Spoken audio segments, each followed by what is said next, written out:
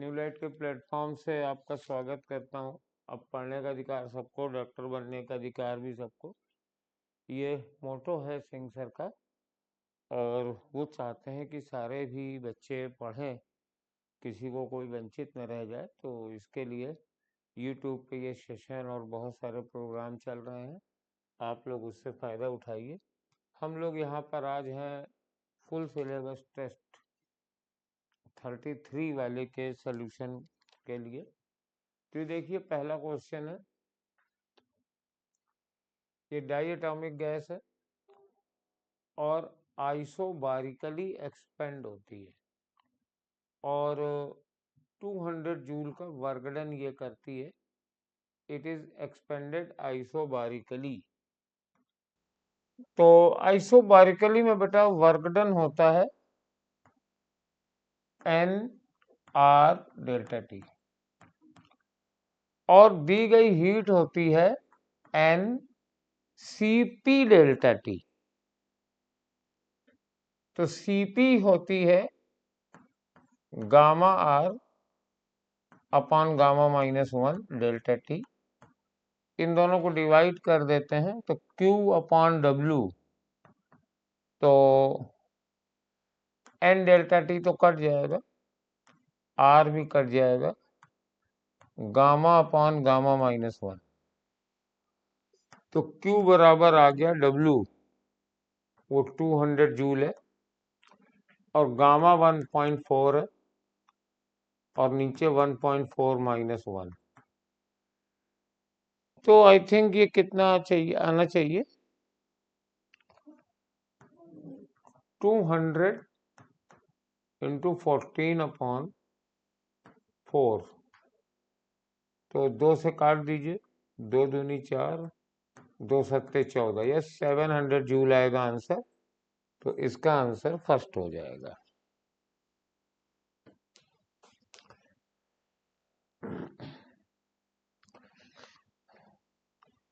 देखिए, ये question experimental है डिस्प्लेसमेंट मेथड का। एक कोई प्लेनो कॉन्वेक्स लेंस है, कहीं रखा हुआ था, थिन प्लेनो कॉन्वेक्स लेंस था, फोकल लेंथ इसकी f थी, और एक हाफ को, जैसे ये पूरा था ऐसे, तो इसको काट दिया गया और इसको इधर शिफ्ट कर दिया गया। लेकिन ये ऑब्जेक्ट जो था, इसकी इमेज यही बना रहे हैं, दोनों लेंस यही बना रहे हैं। मतलब अगर ये U है तो ये V है, और अगर ये U है तो ये V है। दोनों लेंसेज की फोकल लेंथ तो सेम होगी, और इन दोनों के बीच की डिस्टेंस हमें निकालनी है, और साथ में फोकल लेंथ भी निकालनी है। तो दिया यह है कि V प्लस U बराबर ये 1.8 मीटर दी गई है, ये 1.8 है, और साथ में magnification of image formed by 1/2 तो हमारे पास ये V square upon U square, ये ऐसे कर लो एक पार्ट के लिए, V अपॉन U बराबर 2 है, तो V बराबर 2U हो गया। तो V की जगह 2U रख दो, तो 3U बराबर 1.8 हो गया, U बराबर 0.6 आ गया, तो V बराबर 1.2 हो गया। तो दोनों के बीच की सेपरेशन कितनी है, V माइनस U, तो दैट इज 1.2 माइनस 0.6, यानी ये 0.6 हो गया D, और फोकल लेंथ कितनी हो जाएगी 1/f बराबर 1/V माइनस 1/-0.6। तो 1/(1.2 + 1/0.6 और इससे फोकल लेंथ हम लोग निकाल सकते हैं। एलसीएम ले लीजिए 1.2, ये 1 और ये 2, तो F बराबर 1.2/3 आ गया है, यानी 0.4। तो कोई आंसर है? हाँ, थर्ड वाला है, F बराबर 0.04 और ये 0.6। तो it is a good question, displacement method का क्वेश्चन है। ये बेटा फॉर्मूला होता है, इसको आपको याद होगा, म्यू बराबर होता है tan थीटा और 1 - 1/n²। बहुत ही फेमस फार्मूला है। अगर थीटा एंगल पे स्मूथ सरफेस पे बॉडी को टाइम t लगता है, फिर रफ करने पे nt लगता है, तो ये फार्मूला है। और यहाँ थीटा बराबर दिया गया है, हाउ मच इज थीटा, 60। और इंक्लाइन प्लेन पेपर में लिखा है, यहाँ नहीं लिखा है, तो tan 60 कर देंगे तो √3 1 - 1/n² आ जाएगा। तो सेकंड वाला आंसर इसका हो जाएगा, थर्ड वाला ये 1 - 1/n², थर्ड वाला आंसर हो जाएगा। ये बहुत ही फेमस फॉर्मूला है एक्चुअली। ये question conservation of angular momentum पर है। ये मैरी गो राउंड है और रेडियस दी गई है और मोमेंट ऑफ इनर्शिया दिया है। इस मैरी गो राउंड का 500 kg/m², making a revolution every 5 second. Revolution every 5 second है, तो यानी ओमेगा है 2π/5। ये ओमेगा है, ये ओमेगा 1 है और ये I1 है। Child of mass 25 kg originally standing at the centre. तो अगर ये चाइल्ड यहाँ था तब ये सिचुएशन है, तो I सिर्फ 500 होगा, क्योंकि चाइल्ड तो पूरा यहाँ पे है, इसकी कोई मोमेंट ऑफ इनर्शिया नहीं है। और जब चाइल्ड भाग करके रिम पर पहुंच जाता है, रीचेस द रिम, तो चाइल्ड यहाँ पहुंच गया, तो मोमेंट ऑफ इनर्शिया हो जाएगा 500 प्लस 25 इंटू रेडियस दिया गया होगा 2 का स्क्वायर mr²। यहाँ पे मोमेंट ऑफ इनर्शिया सिर्फ डिस्क का था, क्योंकि बच्चे का मास तो 0 रेडियस पे था। फिर यहाँ पे ये मोमेंट ऑफ इनर्शिया ये हो गया। और इस समय कहते हैं कि न्यू एंगुलर स्पीड ऑफ मेरी गो राउंड, तो 1/10 ये क्या निकालना है देख लेते हैं। पहले फ्रीक्वेंसी निकालनी है शायद, तो पहले तो हम लोग ओमेगा ही रखते हैं। 2π/t बराबर 500 इंटू 2π/5, और हमें 1/t ही निकालना है, वही रिवॉल्यूशन पर सेकेंड होंगे। तो 2π काट दिया,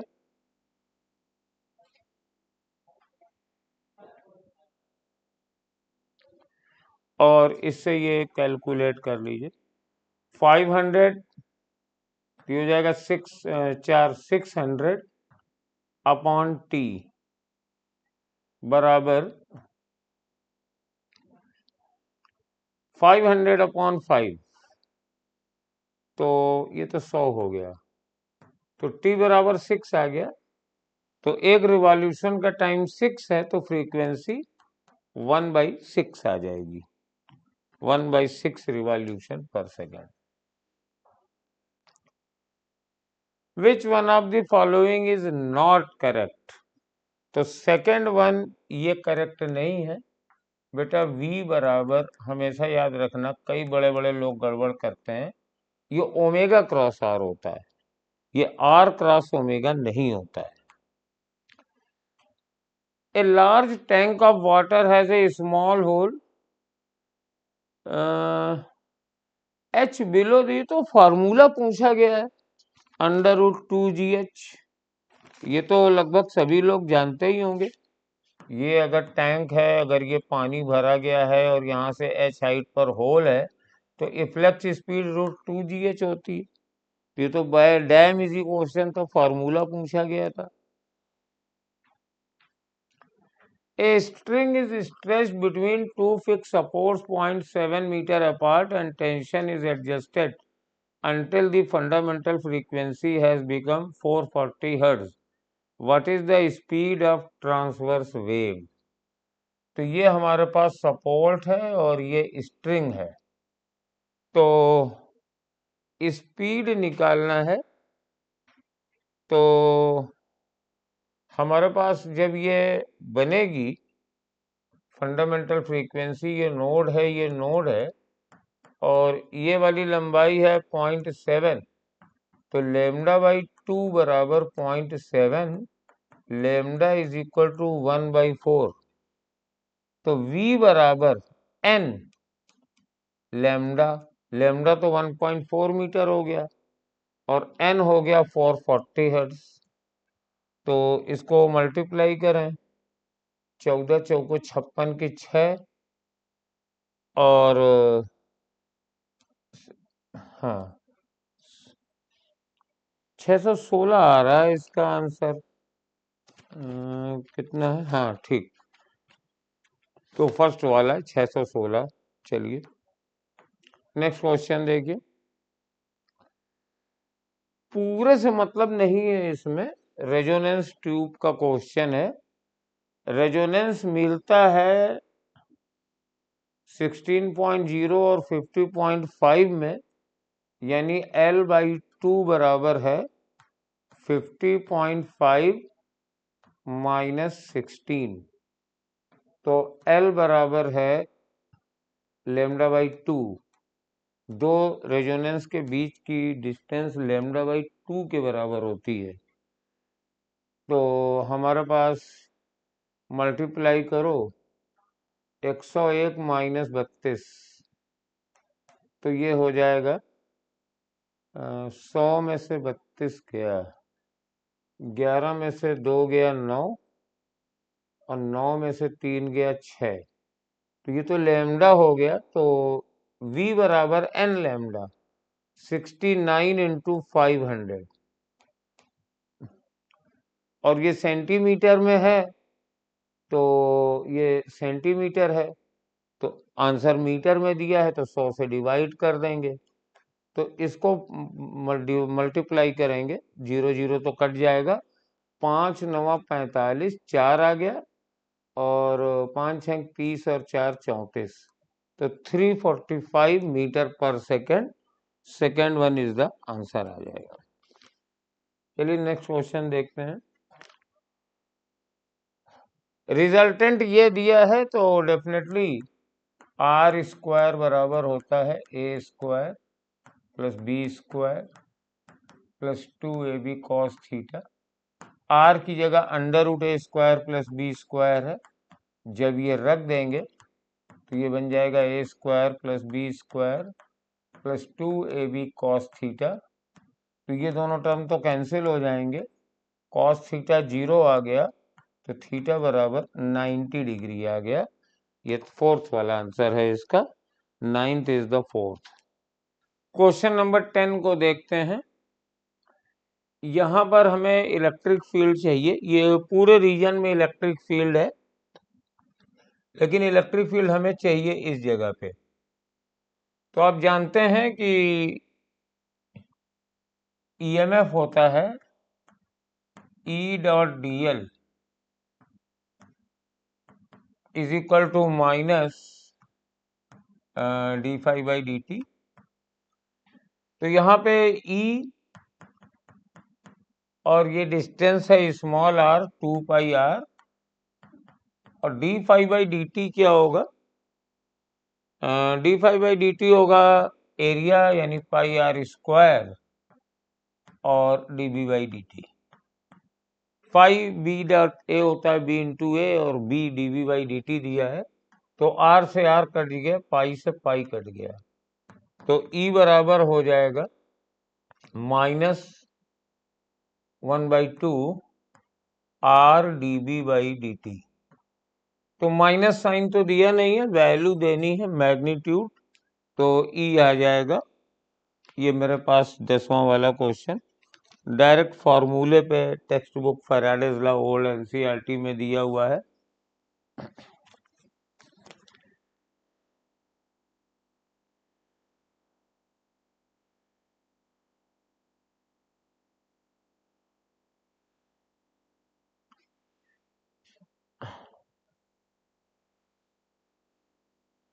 Uniform magnetic field makes an angle of 30 degree with the axis of a circular coil। तो ये सर्कुलर कॉइल की एक्सिस है और फील्ड यहाँ से मेरे पास 30 डिग्री का कोण बना रही है। तो एरिया वेक्टर और मैग्नेटिक फील्ड वेक्टर के बीच का एंगल 30 डिग्री है। तो ईएमएफ बराबर हो जाएगा पाई आर स्क्वायर, तो पाई आर तो 4/100 का स्क्वायर और नंबर ऑफ टर्न्स है 300 और dB by dt this is the 85 Tesla पर सेकेंड। और इसको कैलकुलेट करेंगे तो ये 111 वोल्ट आ जाएगा। आप कैलकुलेट कर सकते हैं इसे 111 वोल्ट। चलिए नेक्स्ट क्वेश्चन देखते हैं। ये भी अच्छा क्वेश्चन है। एक wire of resistance is bent of form circle. ये देखो, ये ऐसे सर्किल में वायर बेंट कर दिया गया है और P and Q are points on the circumference of the circle divided into a coordinate। तो कोऑर्डिनेट का मतलब है P और Q पॉइंट ऐसे हैं कि ये सर्किल का सेक्टर कोऑर्डिनेट बना रहा है, यानी इसके ये अगर सेंटर मान लो तो ये वाला एंगल 90 डिग्री है और ये वाला एंगल 270 डिग्री है। This one is the 1/4 part of the whole circle. अब इन दोनों में करंट्स निकालनी है तो बहुत सिंपल है, करंट ऐसी जाएगी और इसका रेजिस्टेंस और इसके रेजिस्टेंस का रेशियो 3:1 होगा, क्योंकि ये वाली लंबाई इसकी 3 गुनी है, ये चौथाई पार्ट है ना, तो पूरी लंबाई का 1/4 ये 3/4 ये, तो पूरे वायर का रेजिस्टेंस का 3/4 ये 1/4 ये, तो रेजिस्टेंस का रेशियो 3:1 हो गया। तो करंट का रेशियो पैरेलल में जुड़े हुए हैं दोनों, ये दोनों पैरेलल में है, यहां से करंट जाएगी ऐसे जाएगी तो ये दोनों पैरेलल में है, तो रेजिस्टेंस रेशियो का उल्टा 1:3। ये डायरेक्ट आंसर आ जाएगा, कोई कैलकुलेशन नहीं थी। The area enclosed by the nth orbit of a hydrogen atom is Sn। Graph between log Sn and S1 and log n will be। तो पहले हम Sn लिख ले, क्या है Sn हो जाएगा 4 π Rn का स्क्वायर। तो Sn is equal to some constant into n का स्क्वायर का स्क्वायर, क्योंकि किसी भी एटम में रेडियस n स्क्वायर के प्रोपोर्शनल होती है। तो मेरे पास Sn बराबर हो गया सम कांस्टेंट इंटू n की पावर 4। तो log Sn upon S1, S1 कितना हो जाएगा A1 की पावर 4 हो जाएगा। तो S1 upon Sn upon S1 बराबर n की पावर 4 हो गया। तो log of Sn upon S1 is equal to 4 log n आ गया। ठीक है, log ऑफ n की पावर 4 मतलब पावर बगल में आ गई, 4 log n। अब ग्राफ मुझे इसके और इसके बीच में निकालना है, तो definitely it will be straight line passing through the origin. तो सर्किल नहीं होगा, पास थ्रू दी ओरिजिन।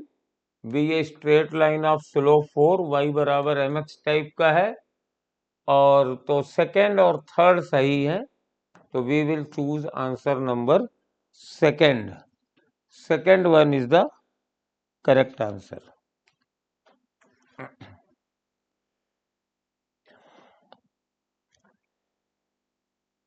एक क्लोज आइडियल गैस है, पीवी डायग्राम से गुजर रही है, तो कौन कौन से सही हैं?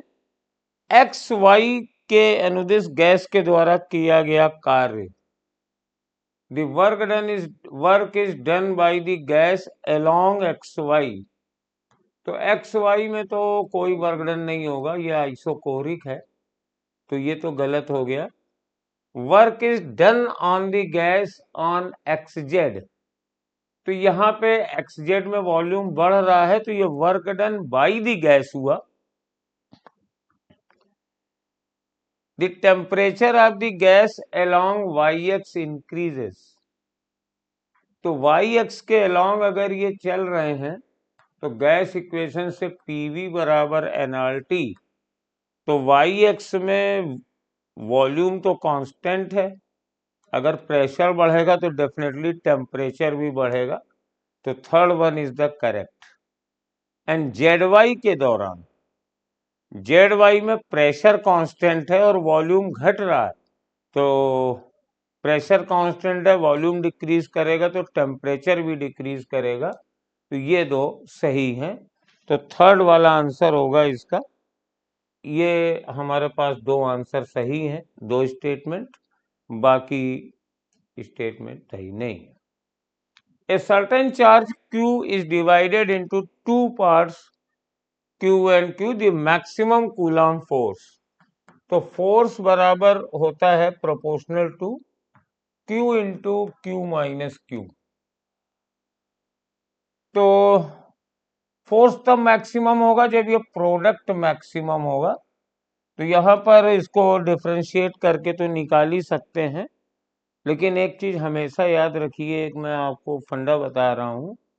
जैसे सपोज क्वांटिटी ए प्लस बी प्लस सी है, और इनका सम चाहे जितनी हो, इनका सम कांस्टेंट है, तो इनका प्रोडक्ट तब मैक्सिमम होगा जब ये सब आपस में बराबर होंगी. यानी कोई भी दो क्वांटिटी अगर उनका टोटल कांस्टेंट है, तो उनका प्रोडक्ट मैक्सिमम तब होगा जब वो दोनों बराबर होंगी. तो for maximum Q into Q minus Q both should be equal, तो Q बराबर Q माइनस Q, तो Q upon Q is equal to 1:2 आएगा, फर्स्ट वाला आंसर हो जाएगा. तो ये पहले 15 क्वेश्चन थे, नेक्स्ट 15 पंकज सर करेंगे, and then after that I will come again. Question number 16 है बच्चों. A spring of force constant K has frequency nu when mass m suspended from it. The spring is now cut into half and same mass m suspended one of half mass, the frequency of oscillation. देखो बच्चों, इसका fundamental क्या होता है, आप fundamental देखें कि जैसे कोई स्प्रिंग है, तो स्प्रिंग का टाइम पीरियड टी है. अगर इसको हम दो पार्ट में कट कर दें और किसी एक पार्ट में टाइम पीरियड निकालें, तो नया टाइम पीरियड होता है T by under root N होता है. जैसे एन पार्ट में कट करें, एन इक्वल पार्ट में, तो टी बाई रूट एन. तो अगर दो पार्ट हम कर रहे हैं तो हो जाएगा टी बाई रूट 2 हो जाएगा. अब इसमें टाइम पीरियड फ्रीक्वेंसी का उल्टा होता है, तो 1/f डैश हो जाएगा और 1/f रूट 2 हो जाएगा. यानी कि फ्रीक्वेंसी हमें मिलेगी रूट 2f. अब इसमें न्यू लिखा हुआ है तो रूट 2 न्यू कर देंगे, तो यानी कि इसका ऑप्शन नंबर तुम्हारा सेकंड बच्चों मैच हो जाएगा. नेक्स्ट क्वेश्चन कह रहा है two string X Y of sitar produces beat frequency 4 hertz. When tension string is slightly increase the beat frequency found to be 2 hertz. Frequency of X is अगर 300 है तो ओरिजिनल फ्रीक्वेंसी ऑफ वाई की निकालिए. तो original frequency हमें Y की क्या मिलेगी? अगर हम पहले केस में फ्रीक्वेंसी हम देखें y के लिए, तो हमें फ्रीक्वेंसी क्या मिलेगी पहले वाले केस में 300 प्लस माइनस 4 यानी कि या तो 304 होगा या 296 हो जाएगी वाई की फ्रीक्वेंसी पहले वाले केस में। क्यों बच्चों?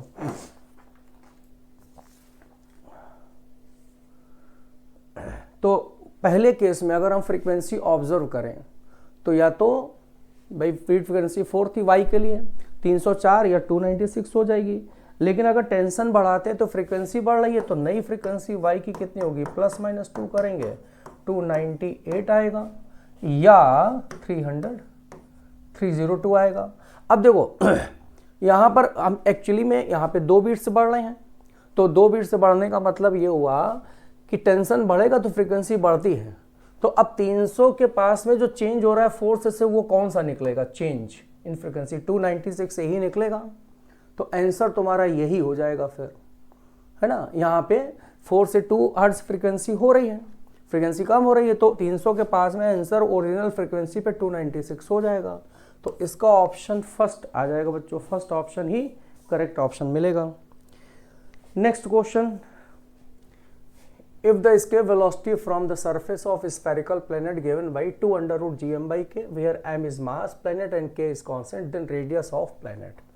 escape velocity का फार्मूला होता है under root 2gm upon r, और escape velocity यहाँ पर ये गिवन है under root gm by k।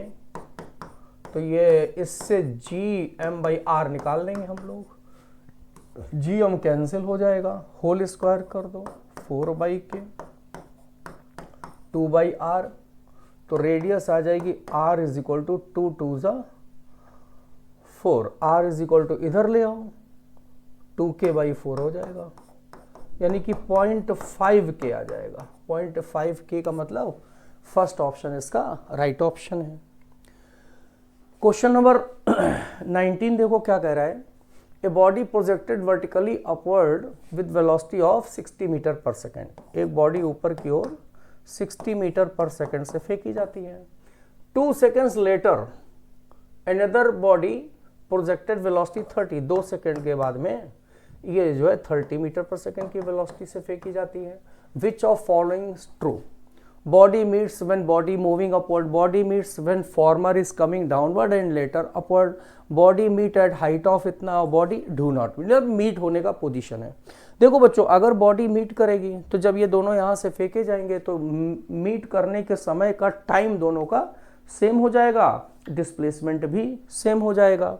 तो अब ये बॉडी 2 सेकंड बाद फेंकी गई, ये 2 सेकंड पहले फेंकी गई है।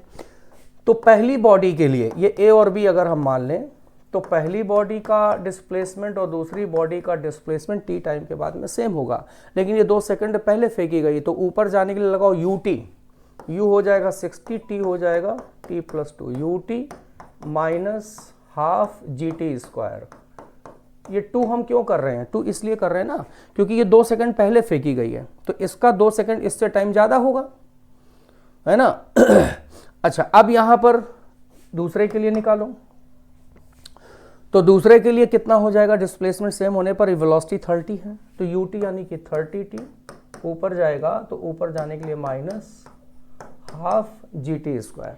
अब इसमें मिलने का टाइम निकालते हैं जरा, मिलने का टाइम क्या होगा, ये तो हो जाएगा 60t 120, ये हो जाएगा g/2 T square plus 4 plus 2t 30t minus half G T square 60t 120, ये हो जाएगा हाफ जी टी स्क्वायर, और 2 2 ज़ा 4 माइनस 2g, 2 2 कैंसिल हो जाएगा माइनस जी टी 30t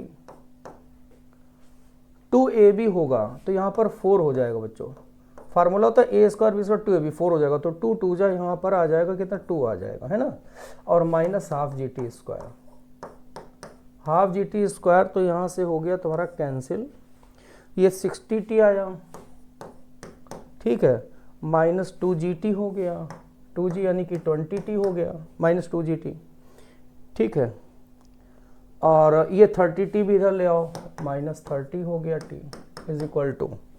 अब यहाँ पे 120 है और 2g है, 2g का मतलब 20 हो गया, यहाँ पे 100 हो गया, ये माइनस में उधर चला गया। तो बच्चों यहाँ पर अब देखो ये आ जाएगा 30 और 50 माइनस मतलब 10t आ गया, 10t इज इक्वल टू, भैया टाइम तो निगेटिव आ गया, निगेटिव टाइम का मतलब मिलने का कोई भी सिस्टम नहीं बन पाएगा, दो बॉडी नहीं मिल पाएंगी। टाइम निगेटिव आ गया यानी कि बॉडी नहीं मिल पाएंगी, यानी कि इसका आंसर नंबर 4 ही आएगा बच्चों, और कोई ऑप्शन मैच कर ही नहीं सकता। टाइम निगेटिव हो नहीं सकता, निगेटिव आ रहा है तो मिल ही नहीं सकते, मिलने की कंडीशन लगाइए। Next, 12 volt battery has an internal resistance 0.5 ohm. Maximum power का फॉर्मूला होता है V²/4R। मैक्सिमम पावर मालूम है ना, फॉर्मूला ही होता है V²/4R। कैसे होता है बता दिया जाए। देखो जैसे मान लो ये बैटरी है, ये इंटरनल रेजिस्टेंस है और ये एक्सटर्नल रेजिस्टेंस है, तो करंट हो जाएगी I = V/R+R, और मैक्सिमम करंट के लिए ये दोनों बराबर होना चाहिए तो V/2R हो जाएगा। तो अब पावर निकाल सकते हैं I²R यानी कि V²/4R² इंटू R कैंसिल हो गया तो V²/4R आ गया मैक्सिमम पावर। इसको बोलते हैं मैक्सिमम पावर ट्रांसफर थ्योरम। अगर करंट मैक्सिमम करनी है, I मैक्सिमम करना है या पावर मैक्सिमम करना है तो R और R बराबर होने चाहिए। तो ये R यहाँ रखेंगे 2R। अब इसमें वैल्यू रख दो, वोल्टेज कितना है देखो 12 वोल्ट, 12 × 12/4, और रेजिस्टेंस है एक्सटर्नल कितना 0.5, एक्सटर्नल इंटरनल बराबर हो जाएंगे। ये आ जाएगा 12 × 12, 4 × 5 = 20, 2 × 6 = 12, 12 × 6 = 72 आ जाएगा। 72 वॉट इसका आंसर हम लोगों का बच्चों मैच कर जाएगा। ठीक है, next, drift velocity of electron in silver wire carrying constant current becomes 4 time in case. Current constant है तो ड्रिफ्ट वेलोसिटी 4 गुना कब होगी। फार्मूला क्या होता है I = NA/VDE। अब I कांस्टेंट हो गया तो ड्रिफ्ट वेलोसिटी प्रोपोर्शनल टू 1/एरिया, एरिया यानी कि 1/πr² हो जाएगा, प्रोपोर्शनल में 1/r²। अब अगर हम r को आधा कर देंगे तो 1/4 ऊपर चला जाएगा, ड्रिफ्ट वेलोसिटी 4 टाइम्स हो जाएगी। इसमें कितने टाइम्स बोला है, 4 ही टाइम्स बोला है, यानी कि रेजिस्टेंस को क्या करना पड़ेगा, हाफ करना पड़ेगा। अरे R/2 रखोगे 4 ऊपर चलेगा, 4 टाइम्स हो गई। रेजिस्टेंस नहीं, ये रेडियस है, स्मॉल r हम लोग क्या बोलते हैं यहाँ पे रेडियस, तो रेडियस हाफ हो जाए। रेडियस हाफ का मतलब इसका ऑप्शन बच्चों सेकेंड ऑप्शन मैच कर जाएगा। Okay, next, 150 cc water taken in electric kettle in 20 minutes. If same amount water to be boiled 10 minutes, तो length of heating element will have to be 1/3, 2/3 वगैरह वगैरह। देखो बच्चों, हीट का formula H = होता है V²/RT। तो यहां से HV कांस्टेंट कर देंगे तो R प्रोपोर्शनल टू T होगा या T प्रोपोर्शनल टू R होगा, और R प्रोपोर्शनल टू लेंथ होता है। कैसे, R = होता है ना फॉर्मूला ρL/A। अब टाइम देखो पहले 20 था, अब टाइम आधा हो रहा है तो लेंथ भी आधी हो जाएगी, सीधा सा फार्मूला आ गया। ये फंडामेंटल है, ये समझ गए होगे तुम। वोल्टेज कांस्टेंट रहता है तो हीट का formula V²/RT, R proportional to T हो जाएगा। तो अगर हम लेंथ हाफ करेंगे रेजिस्टेंस हाफ हो जाएगा, टाइम आधा हो जाएगा, और इन्होंने टाइम आधा ही बोला है। और चाहे तो ऐसे कर दो T1/T2, L1/L2। टाइम पहला ओरिजिनल है 20, T2 है 10 मिनट, है ना। पहले की लेंथ L1 है, L2 है 0, 0, तो L2 बराबर क्या हो गया L1/2, यानी कि 1/2, आंसर 4 आ जाएगा। आधा रेजिस्टेंस हो जाए तो आंसर आ जाएगा। Next, in a classroom electric fan operated, student sitting inside it feels cool. Cool तो तभी कोई चीज होती है जब इवापोरेशन होता है, हीट एनर्जी लिबरेट होती है, हीट एनर्जी बाहर निकलती है। तो अगर हीट एनर्जी बाहर निकलेगी, इवापोरेशन ज्यादा होगा तो वो कूल महसूस करेगा, और कुछ नहीं। इसमें आगे चलते हैं। An electron mass M, velocity V charge decreasing, describing half of revolution in circle of radius R in magnetic field B will acquire how much more energy. कोई इलेक्ट्रॉन इलेक्ट्रिक फील्ड में बच्चों ये रिवॉल्व कर रहा है velocity v से, तो कह रहा है कि कितनी एनर्जी की जरूरत होगी। भाई देखो एक्चुअली में जब ये इलेक्ट्रॉन यहाँ पे रिवॉल्व करता है तो बच्चों यूसीएम करता है, क्योंकि स्पीड कांस्टेंट होती है। अब यूसीएम करेगा तो वर्क डन क्या हो जाएगा, जीरो हो जाएगा, कंजर्वेटिव हो जाएगा यहाँ पे, तो वर्क डन जीरो हो जाएगा। वर्क डन जीरो का मतलब हमें इसमें कोई एनर्जी जो है और नहीं देनी पड़ेगी, zero. Two spherical conductor radii R1 R2 are separated by distance much larger than radius of either sphere. Sphere are connected by conducting wire shown figure. If the charge on sphere equilibrium are Q1 Q2, find ratio of electric field distance on the surface. देखो बच्चों यहाँ पर ये दो conductor हैं, wire से connect करा दिए गए। तो वायर से कनेक्ट कराने का मतलब होता है कि उसमें चार्ज का डिस्ट्रीब्यूशन हो जाता है और पोटेंशियल और V1 और V2 दोनों में बराबर हो जाते हैं। तो पोटेंशियल बराबर हो गया। अब पोटेंशियल क्या होता है, electric field into distance surface के लिए, ये E2 इंटू R2 हो जाएगा। तो आंसर आ गया E1 by E2 is equal to R2 by R1। Option first match कर गया, first option is the right option. Next question देखते हैं। A parallel plate capacitor has capacitance C0 in absence of dielectric. A slab of dielectric material, dielectric constant K and thickness 1/3D is inserted between plate as shown figure. New capacitance निकालना है। देखो ये distance total D है तो K रखा गया 1 3 distance पे, बाकी 2 3 पे एयर है तो K बराबर हो जाएगा 1। तो अब देखो बच्चों इसमें K इक्विवेलेंट का फार्मूला हम लोग को मालूम है। अगर हम लोग डाइलेक्ट्रिक मटेरियल इस तरह से रखें कि डिस्टेंस डिवाइड हो, जैसे टोटल डिस्टेंस में कुछ डिस्टेंस K में गई कुछ एयर में गई, तो इस कंडीशन में K इक्विवेलेंट होता है total D upon D1 by K1 और D2 बाई K2। यही D1 D2 हो जाएगा। D1 मान लो, T1 मान लो, ये यहाँ पे रखो तो ये आएगा D अपॉन D1 का मतलब 1/3D by K1 2D by 3। K1 K हो जाएगा और K2 यहाँ एयर है तो 1 ही हो जाएगा। इसको एक बार और लिखो, D बाई D1 हो गया 1/3D बाई K, ये हो जाएगा 2/3D by K। D common लेके कैंसिल कर दो और 3 के ऊपर पहुंच जाएगा, 3 के एलसीएम लेके ऊपर पहुंच जाएगा तो यहाँ पर बचेगा डी कैंसिल हो गया, ये 3 के और 3 के ऊपर पहुंच जाएगा, के इधर आ जाएगा 1 + 2K आ जाएगा। ये तो K इक्विवेलेंट आ गया। अब जब K इक्विवेलेंट आ गया तो हमें फार्मूला मालूम है कि इक्विवेलेंट कैपेसिटी हमेशा होती है K times of the original capacity. तो ओरिजिनल कैपेसिटी यहाँ पर एयर में थी और K इक्विवेलेंट ये हो गया तुम्हारा, तो ये आ गया 3K अपॉन 1 + 2K और एयर में कैपेसिटी हो गई ε0A/d। तो ऑप्शन तुम्हारा फोर्थ मैच कर गया, fourth option is the right option. Next कह रहा है in a vertical circular motion of string mass system which of one following remains constant. हमेशा मैकेनिकल एनर्जी कांस्टेंट रहती है। वर्टिकल सर्कुलर मोशन में डिफरेंट पॉइंट पे स्पीड बदलती है। अगर मोशन ऐसे कर रहा है तो स्पीड बदलने से लीनियर मोमेंटम बदलेगा, स्पीड बदलेगी और डिफरेंट पॉइंट पे टेंशन बदलेगा, लेकिन मैकेनिकल एनर्जी क्या होती है वो हमेशा कांस्टेंट होती है। नेक्स्ट है the projectile is fired into air and suddenly explodes into several fragment figure. What can be said about the motion of center of mass collision? देखो बच्चों ये एनसीईआरटी में तुम्हारा पूरा एनसीईआरटी का क्वेश्चन है। जैसे कोई पार्टिकल हमने यहाँ फेंका, अब वो यहाँ से गया, अब यहाँ पर इसके 2-3 टुकड़े हुए, इधर गया इधर गया इधर गया इधर गया। तो एक्चुअली में जो इसका एक्चुअल में जो सेंटर ऑफ मास का मोशन होता है वो उसी पाथ पर चलता रहता है।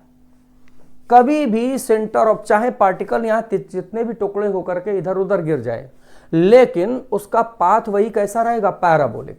अब मान लो ये पाथ पैराबोला तो होता ही है प्रोजेक्टाइल मोशन में। अब यहाँ से टुकड़ा एक इधर गया एक उधर गया, उधर जाने के लिए कोई टुकड़ा नहीं बचा, लेकिन फिर भी जो सेंटर ऑफ मास होता है वो इसी पाथ पर हमेशा मूव करता रहेगा, तो पैराबोलिक पाथ होगा।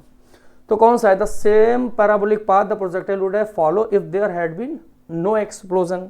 The different parabolic path projectile would have follow if there had been no explosion. ठीक है, तो इसमें कौन सा आंसर मैच करेगा, आंसर वैसे मोस्ट अप्रोप्रिएट पहले ही हो जाएगा। एक्सप्लोजन हो चाहे ना हो, यहाँ पर सेंटर ऑफ मास का जो पाथ रहेगा बच्चों, वो वही पैराबोलिक पाथ ही रहेगा।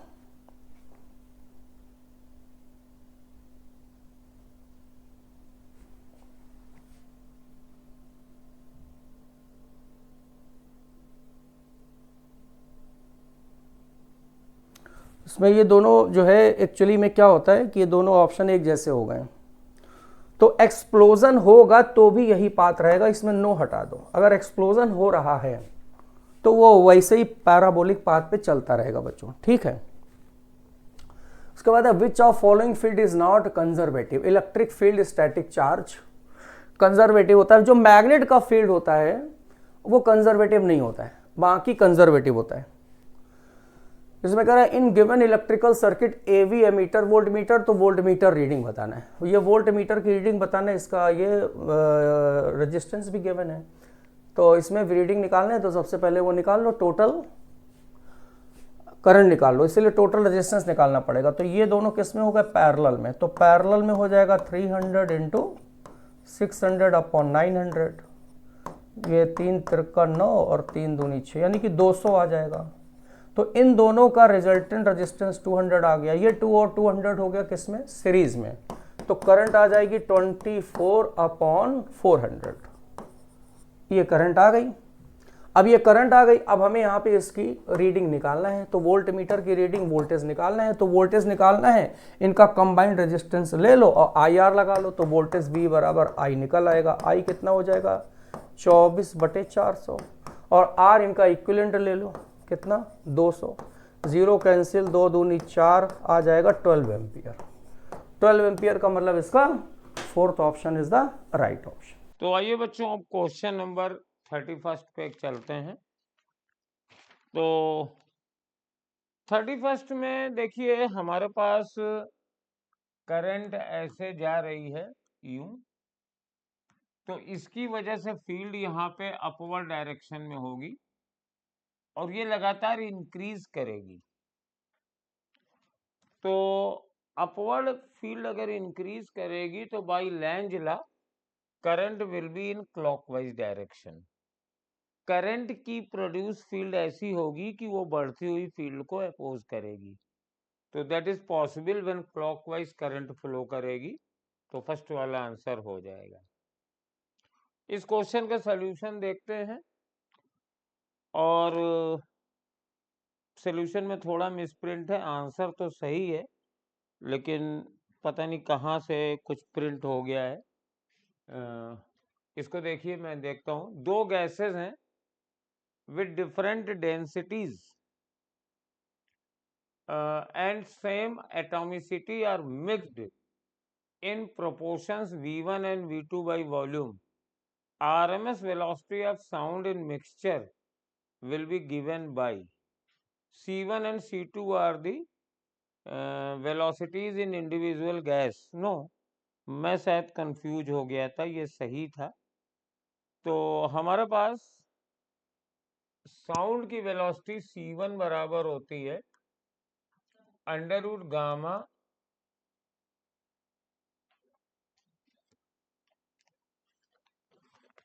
RT by M1 and C2 बराबर under root gamma RT by M2। मैंने गामा इसलिए नहीं बदला कि दोनों की एटॉमिसिटी सेम है, तो गामा सेम ही होगा। और मिक्सचर में मेरे पास वेलोसिटी हो जाएगी, RMS वेलोसिटी मिक्सचर में under root gamma RT upon mixture का गामा, गामा मिक्सचर। अब हम लोग क्या करने जा रहे हैं कि हमें चाहिए इनका रेशियो 32। तो मिक्सचर निकालना है, मिक्सचर का मास। तो इसका फॉर्मूला मालूम होगा। मिक्सचर गैस के मिक्सचर के मोलर मास का फॉर्मूला होता है N1M1 plus N2M2 upon N1 plus N2। और जहां पर N1 या तो उनके नंबर ऑफ मोल्स होंगे या वॉल्यूम्स होंगे, तो ये हो जाएगा M1V1 plus M2V2 upon V1 plus V2। ये मिक्सचर का है, तो ये फॉर्मूला यहाँ पे रख दिया जाएगा। और अब तुम्हें क्या करना है कि गामा आरटी और इन सबको हटा देना है। तो हमारे पास देखिए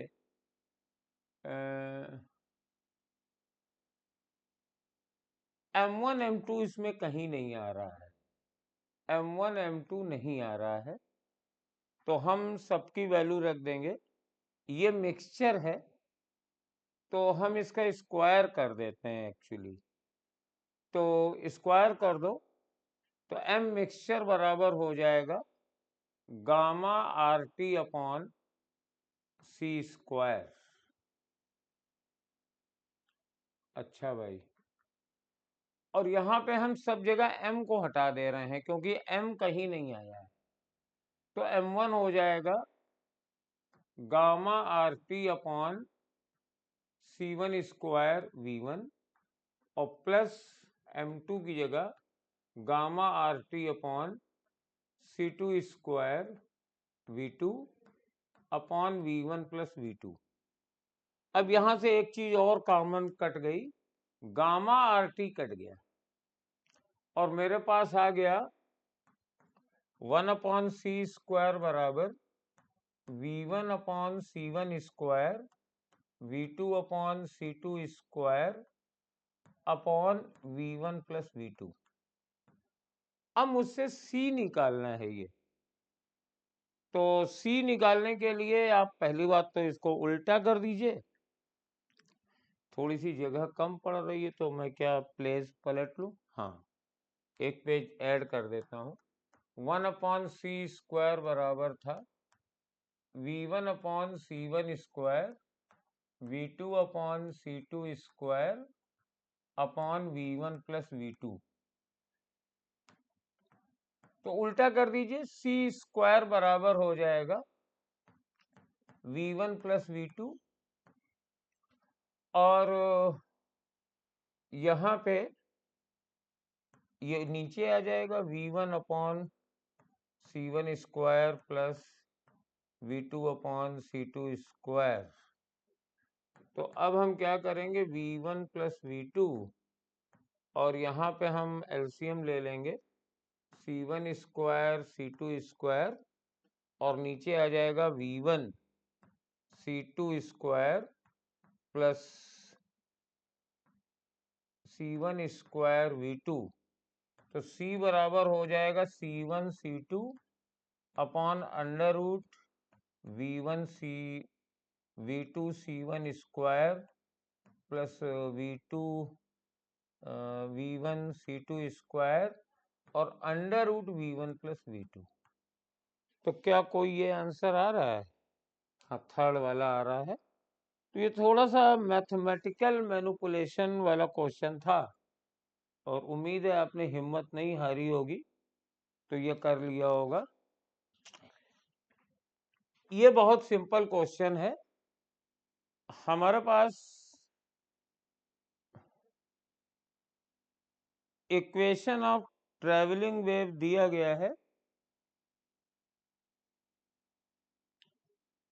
और where y is in x microns and x is in meters, ratio of maximum particle velocity to the velocity of wave propagation। तो मैक्सिमम होता है ए ओमेगा, मैक्सिमम पार्टिकल वेलोसिटी होती है ए ओमेगा और वेव की वेलोसिटी होती है ओमेगा अपॉन के। ये रेशियो हमें निकालना है, तो ये हो जाएगा ए ओमेगा स्क्वायर, नहीं ए से ए कट गया, यस ओमेगा से ओमेगा कट गया, तो ए के आ गया और ए मेरा है 60 माइक्रोन्स, यानी 60 into 10 to the power -6 and X तो 6 है, तो ये आ जाएगा 36, 3.6 इंटू 10⁻⁻⁴। ये थर्ड आंसर दिया जा रहा है, सही भी है, बस एक छोटी सी गलती है, पता नहीं आप लोग पकड़ पाए कि नहीं पकड़ पाए। बेटा ये रेशियो है ना, तो ये यूनिट्स नहीं रहेंगी, बस ये यूनिट्स नहीं रहेंगी, बस ये आंसर ये सही है। ये क्वेश्चन बहुत ही बढ़िया है, एसएचएम के सीरीज कॉम्बिनेशन के डेरिवेशन से रिलेटेड है। देखो जब ये पार्टिकल ऑसिलेट करता है तो ये दोनों स्प्रिंग एक्सटेंड करती हैं, सपोज ये x1 करती है, ये x2 करती है, तो पहली बात x1 plus x2,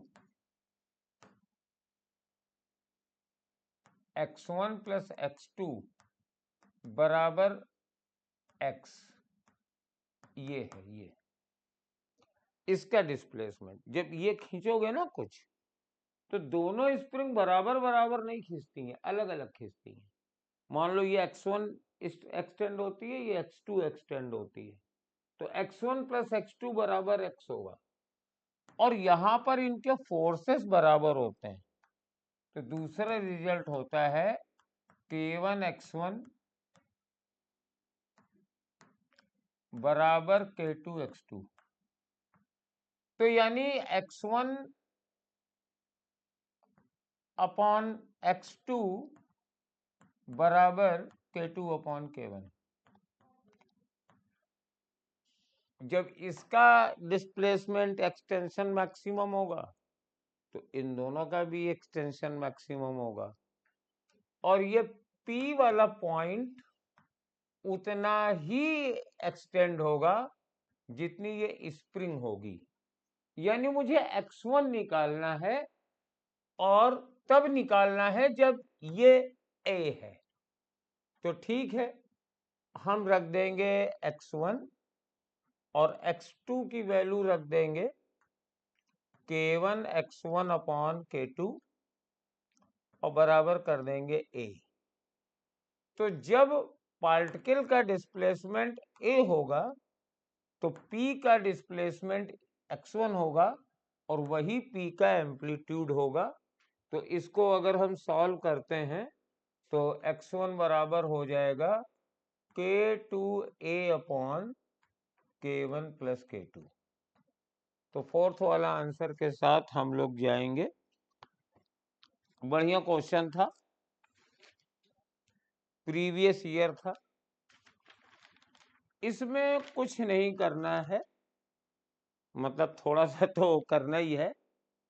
angular momentum कहते हैं किसके परपेंडिकुलर है, तो पहले आप एंगुलर मोमेंटम निकालो, तो L बराबर हो जाएगा R क्रॉस P, तो I J और K, और R की वैल्यू 1 2 और -1, और P की वैल्यू 3 4 और -2, और इसको अगर हम निकालेंगे तो एंगुलर मोमेंटम मेरा आ रहा है इस क्वेश्चन में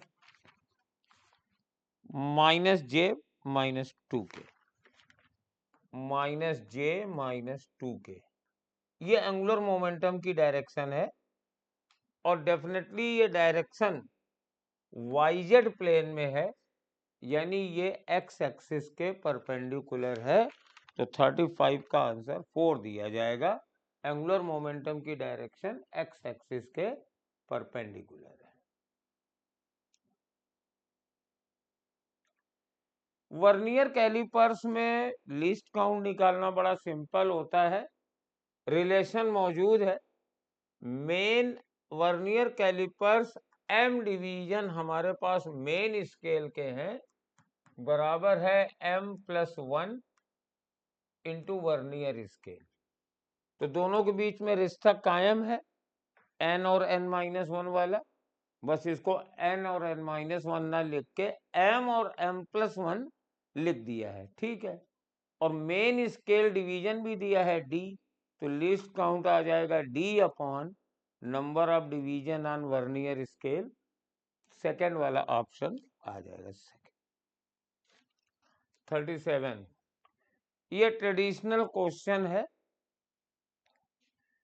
x बराबर दिया है 6 plus 12t minus 2t square, तो v बराबर आ जाएगा 12 माइनस 4t। अब डिस्टेंस निकालनी है बच्चों, तो डिस्टेंस निकालनी है तो आप डिस्प्लेसमेंट नहीं निकालोगे, इसका ग्राफ खींच के निकालो। t बराबर 0 पे वेलोसिटी है 12 और वेलोसिटी ये 0 होगी 3 सेकंड पर, और 5 सेकंड 5 सेकंड पे वेलोसिटी हो जाएगी 20, 4 पंचे 20 और -8, ये -8 है, ये आ जाएगी और ग्राफ स्ट्रेट लाइन होगा। तो डिस्टेंस ट्रेवल्ड कितनी होगी, ये एरिया निकालो ये एरिया निकालो, जोड़ दो, तो ये वाला एरिया कितना हो जाएगा, हाफ 12 इंटू 3, और ये वाला एरिया कितना हो जाएगा, हाफ 8 इंटू 2। भाई ये 5 सेकंड तक निकालना है ना, तो ये 2 से 2 कट गया और ये 6 हो गया, ये 6 तिरिक 18 हो गया और प्लस 8 आ गया, तो 26 मीटर डिस्टेंस ट्रेवल्ड हो गई। कई लोग रख देंगे वैल्यू तो वो डिस्प्लेसमेंट आ जाएगा, दैट इज रॉन्ग। ये एरिया ग्राफ से निकालना सबसे सिंपल चीज है। क्वेश्चन नंबर 38 है, light rod of length 200 centimetre is suspended from the ceiling horizontally by means of two vertical wires of equal length। तो ये रॉड है, ये दो वर्टिकल वायर्स हैं, ये सीलिंग है, इस रॉड की लंबाई 200 सेंटीमीटर है, सब दे दिया गया है।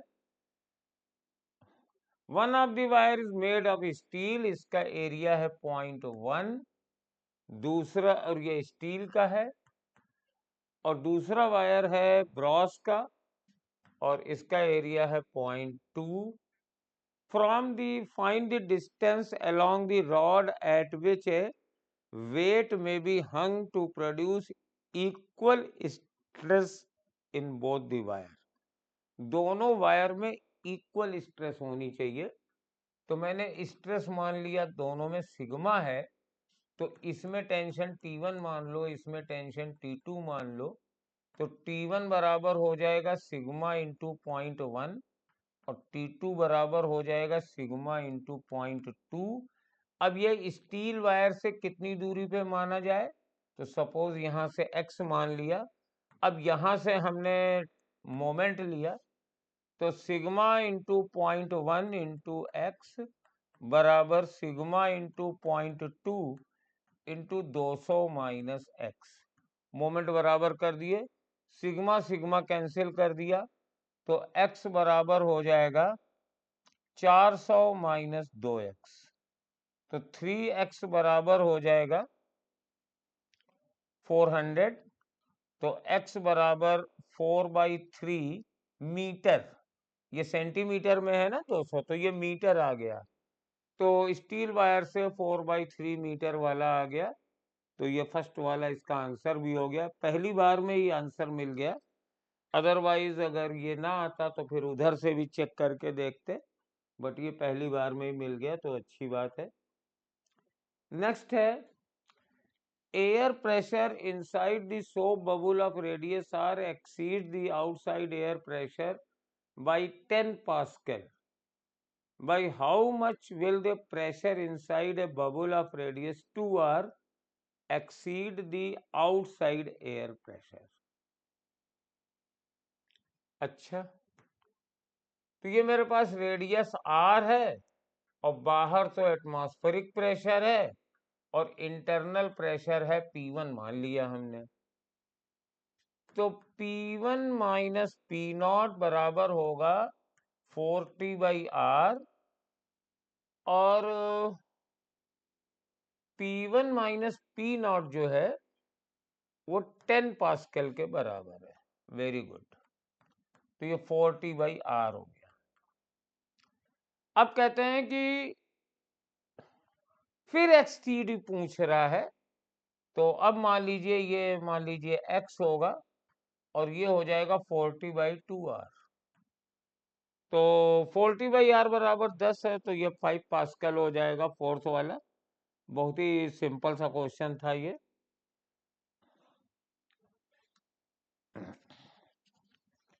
ये अच्छा क्वेश्चन है। ब्रॉस, ब्रॉस में क्या होता है? कॉपर भी होता है और जिंक भी होता है। तो piece of waste brass 12.9 gram in air when completely immersed in water weight 11.3 gram. What is the mass of copper और स्पेसिफिक ग्रेविटी दोनों की दी हुई है। तो ठीक है, हमने मान लिया मास ऑफ कॉपर निकालना है, तो मान लिया कॉपर का मास x है।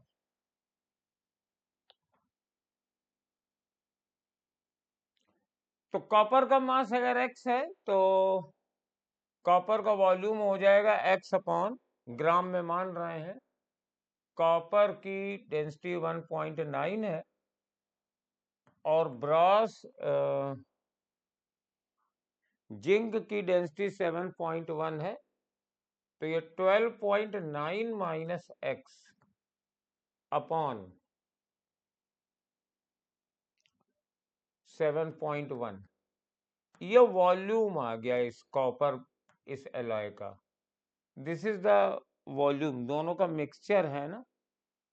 तो टोटल मास तो 12.9 है, तो मैंने कॉपर का मास मान लिया x, तो ब्रॉस का जिंक का हो गया 12.9 माइनस एक्स। अब वॉल्यूम हम निकालते हैं, तो वॉल्यूम के लिए इसको डेंसिटी से भाग दे दिया। अब कह रहे हैं कि वाटर में इसका वेट 11.3 ग्राम है। तो वाटर में वेट होगा क्या? वाटर में वेट होगा 11.3 बराबर एयर में wait minus 12.9 minus x upon 8.9 plus 12.9 minus x upon 7.1 और इंटू 1। ये मैंने क्या किया? देखिए, वाटर में वेट होगा, वेट इन वाटर बराबर mg माइनस अपथ्रस्ट। तो वाटर का वेट था 11.3 g और m था 12.9 g, और ये हो जाएगा volume into density of water 1 into g. तो g से g तो मैंने काट दिया, बाकी इक्वेशन लिख दिया। अब सिर्फ एक काम है कि यहां से आपको x की वैल्यू सॉल्व करनी है, और जब आप x की वैल्यू सॉल्व करेंगे तो x बराबर 7.61 ग्राम आएगा। थोड़ी सी क्लास 8th की मैथ्स याद करिए, गुणा भाग करिए, मेहनत करिए, और ना आए तो फिर लिखिएगा, फिर यूट्यूब के कमेंट में पोस्ट किया जाएगा। इतना तो आना ही चाहिए। 41 में एक क्लियर ट्रांसपेरेंट ग्लास स्फीयर है, immersed in a liquid of refractive index 1.25। तो ये ग्लास स्फीयर है, ये इसकी हमने एक्सिस मानी, ये रिफ्रैक्टिव इंडेक्स है,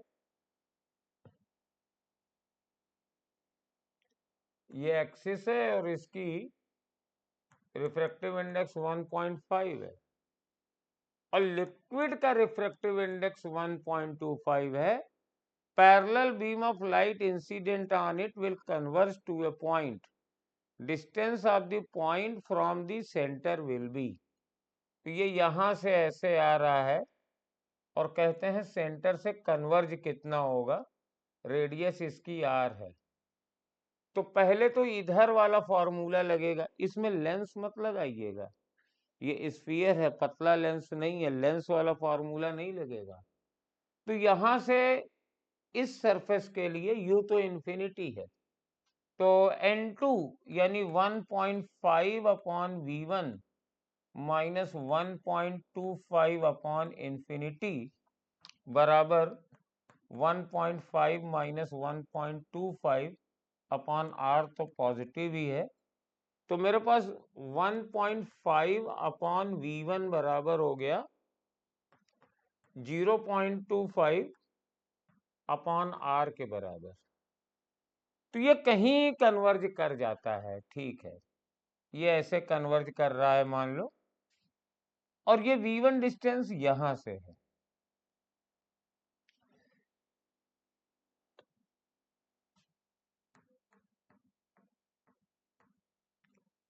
बाहर भी मान सकते हो, कहीं भी मान सकते हो ऐसे, ये, और ये जो V1 है ना, इसके लिए U का काम करेगा, सेकेंड सरफेस के लिए।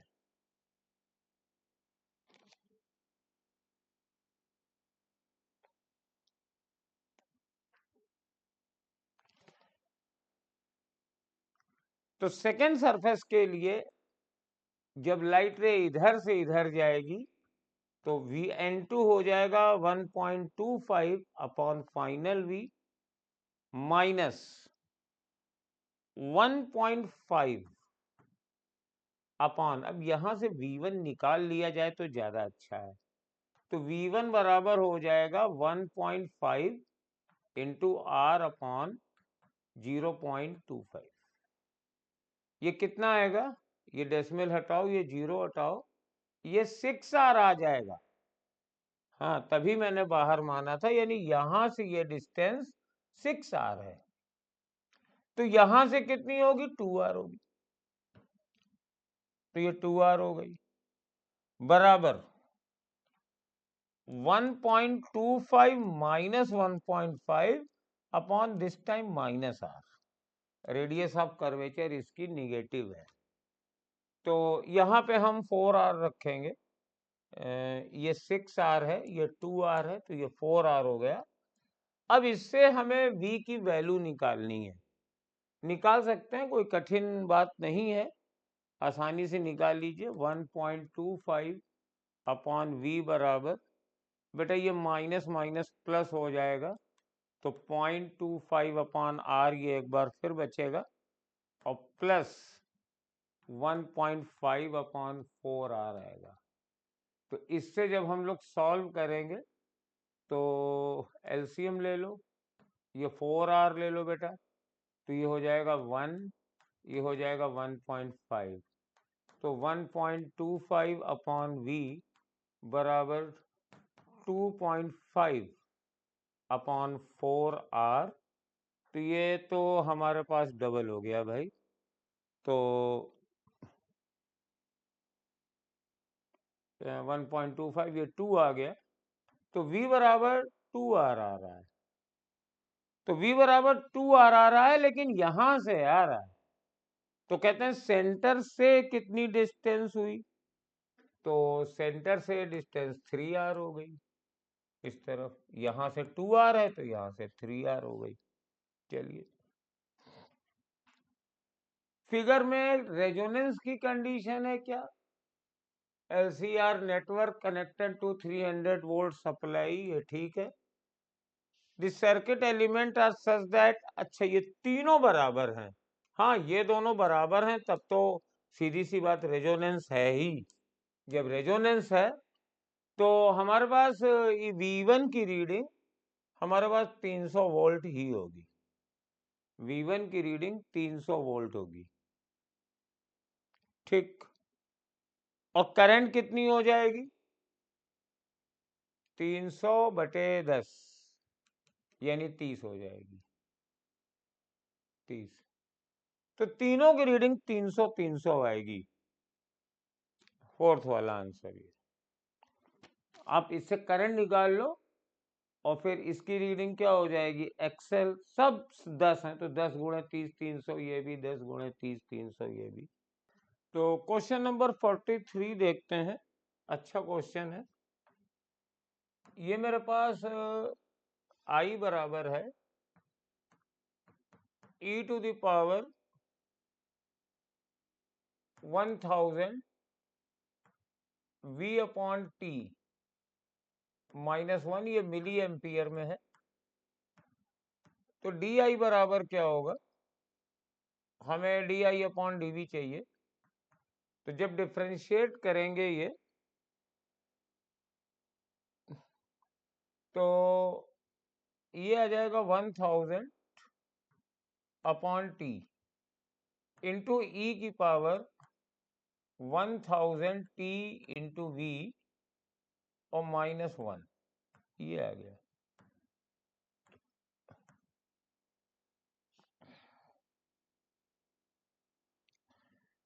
अब आप एक काम करिए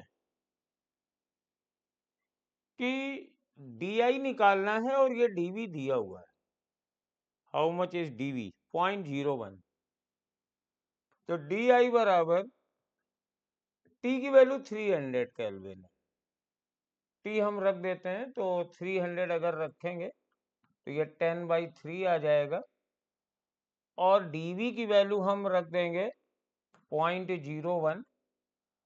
और इम्पोर्टेंट क्या है कि इसकी वैल्यू जो है हम लगभग, यहाँ -1 तो आएगा नहीं, सॉरी, ये खाली इतना ही रहेगा, इसका तो 0 हो जाएगा। तो ये लगभग 1 मान लेते हैं। तो आंसर लगभग मेरे पास ये 0.02 मिली एम्पियर का हो जाएगा। तो ये अप्रोक्सीमेशन के हिसाब से मेरे पास ये वाला आंसर जो थर्ड है ये दिया गया है। और it was a disputed question. ये क्वेश्चन बहुत अच्छा नहीं था जब आया था। ये 0.2 एम्पियर इसका आंसर आ रहा है लगभग। तो ये मेरे पास ये आंसर है इसका। इसको कैलकुलेट कर सकते हैं, कितना आएगा? 0.2 ही आएगा करीब।